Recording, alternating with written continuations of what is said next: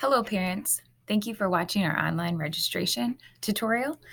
We hope to just inform you on what it is that we do with your student to register for them for their classes each year. Our hope is that this is a conversation that you're having at home to encourage them to schedule classes that will benefit them for their future. Okay, so let's get started. You'll want to begin on the Fruitport Community Schools homepage. Once you get there, you'll go under the Schools tab. Under Schools is Fruitport High School. On the left-hand side, you have a variety of tabs. You'll scroll down to School Counseling. And then you'll see our school counseling page. Just as a little note, we do update this monthly to provide valuable information for you and your student. So you'll want to scroll down to where it says online registration, and you'll open up that tab. And what we've provided for you is kind of a step-by-step informational piece to help assist you or your student in registration. Again, we are in classrooms beginning in February this year. We'll be in classrooms for our juniors the week of February 10th. We'll be in classrooms for our sophomores the week of February 17th, and we'll be in classrooms for our freshmen the week of February 24th. And then the first week in March, after our 8th grade parent night, we'll be in classrooms for our 8th graders. Okay, how to schedule your class. So again, step by step, you're going to complete the guide below. So we've provided for you a guide for each grade level. Each guide is different depending on the graduation requirements for your student.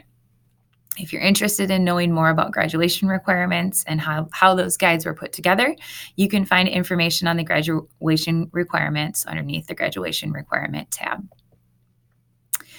So if I open up, I'm going to pretend like my student is going into 9th grade. If I open up the scheduling guide, you will see that it's laid out as a guide. What will happen is when we go into classrooms, we will give a student a hard copy of this along with a graduation audit. And on that graduation audit, it will highlight the classes that they need to enroll in. And then there may be some extra space within the 6 credits that they have to enroll in for the next year for some electives. So once they match the audit up with the worksheet, it should be very helpful. So let me explain this guide here. We've provided for the student all the classes we offer underneath the required credit that they need. So under English, we would ask them to select 1 credit of English, English 9A and B, or Honors English 9A and 9B. You can see here next to Honors English that this would be an application class. So then during registration, they would ask us for the application for Honors English 9. The same goes for any other class. You may also see next to some classes, if your student is in 10th, 11th, or 12th grade, where it says green slip here. Again, it's a teacher approval class, so they'll need to ask for a green slip from us. Again, we'll go over that with the kids, but it's important that you encourage them to ask for that and return it as soon as possible. So again, English, they'll choose their 1 credit here, and we've listed the credit amount for each class next to the class. It's easy just to add that up. 1 credit for math, 1 credit for social studies, and other required classes I want to take in 9th grade. We encourage 9th grade students to take their health and PE right away. It is a choice because we do realize that some students are in band and choir, which would take up one of their spaces for electives, especially if they're in Spanish already. 1 credit in science, and then 1 credit for a world language. All students must complete a minimum of 1 credit before graduation. Students can choose to bypass the 2nd year, which is mandated by the state, by taking an additional credit in fine arts or applied arts. So if they do decide to bypass the 2nd year, they would take an additional fine arts, applied arts, or Career Tech Center class. And that will be on the page below for electives that you could look at. But as a 9th grader, they have to have at least 1 year. They may have already taken it in 8th grade, so then they have their 1 year out of the way. But if they'd like to continue with that 2nd year, then they would select the 2nd year of Spanish. If there is room left in the student's schedule to equal 6 credits, they may choose some electives. The elective options for 9th graders are listed on the 2nd page.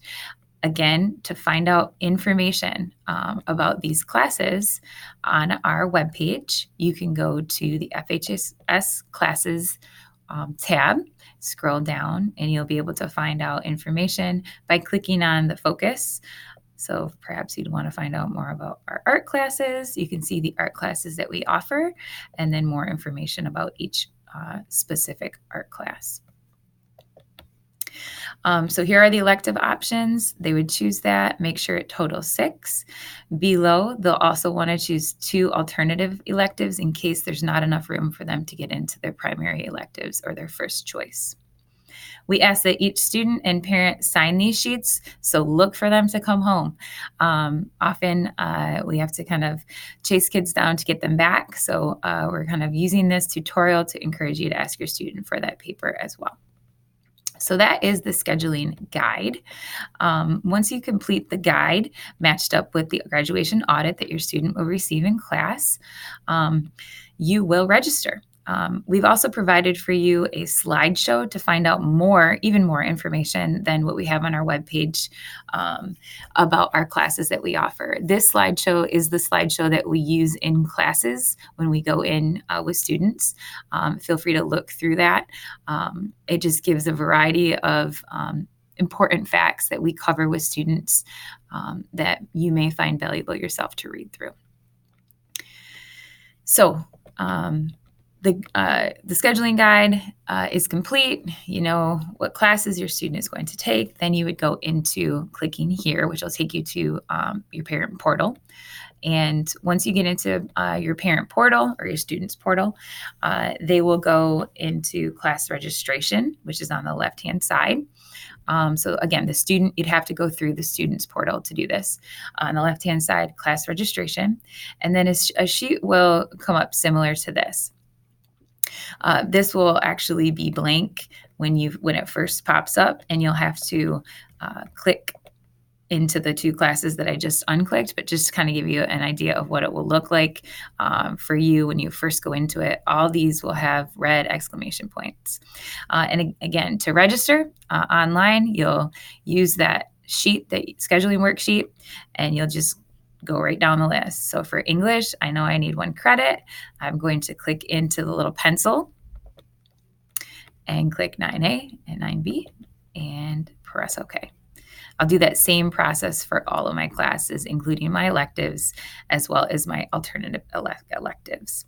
If it's complete, you'll see that you've requested 6 credit hours. And then at the bottom, you will be able to press submit. And that is the conclusion of registering online. If you have any questions while you're doing this or when you're talking to your student about registering for classes, please always feel free to reach out to myself, Ms. Finnerty, or Ms. Stashak. Thank you so much for watching.